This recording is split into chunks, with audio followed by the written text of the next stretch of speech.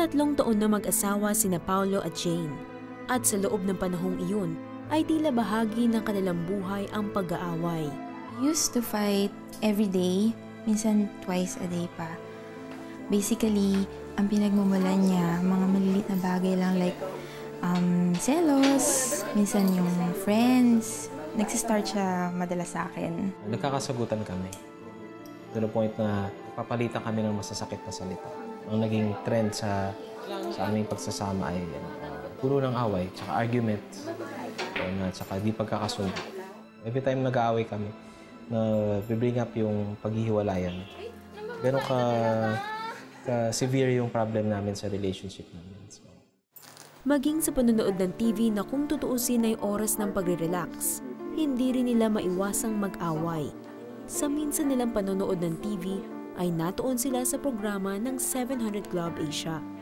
Connie mentioned about if there's a yoke, parang i-surrender lang kay God and you will find peace.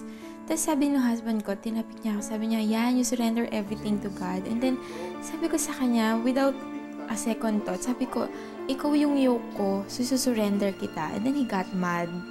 Ang unang reaction ko, syempre na-hurt yung aking feelings. Nung nagalit siya, syempre, may pride kasi sa akin before na kahit magalit siya, kahit aware ako na a woman should submit to her husband, parang hindi ko napapractice yung humility na yun sa husband ko. So, nung nagagalit na siya, hindi ko siya pinapansin, parang immune na sa masasakit na salita. Before na uminit yung aming argument o yung away namin, biglang nagsalita si Miss Connie. I just sense na may mag-asawang nanonood sa atin na nagbabangayan ngayon. Nagkaroon ako ng goosebumps. Parang I felt like God spoke to me na may reason kung bakit na nag-pray siya ng ganon. At na-feel namin kami yon without any doubt. Kami yung na-sense niya that time. The Lord wants to heal your marriage. He just wants to really make you reconcile and restore what needs to be restored. God is a miracle-working God at pati ang ating mga relationships inaayos ng Panginoon. Lumapit ako sa kanya, I hugged him and I apologized. Tapos we joined Connie Reyes dun sa prayer niya. Pinag-pray namin na ayusin ni God yung aming relationship. Ang gabing iyon ang naging simula ng kanilang matiwasay na pagsasama at muling pagsibol ng pagmamahalan. After ng encounter namin with yung sa prayer ng 700 Club, little by little, I can see the change in her. Nagkaroon kami ng commitment na naayusin namin yung isistema sa aming marriage at saka mas natuto kaming mag-meet halfway sa mga dilema sa buhay.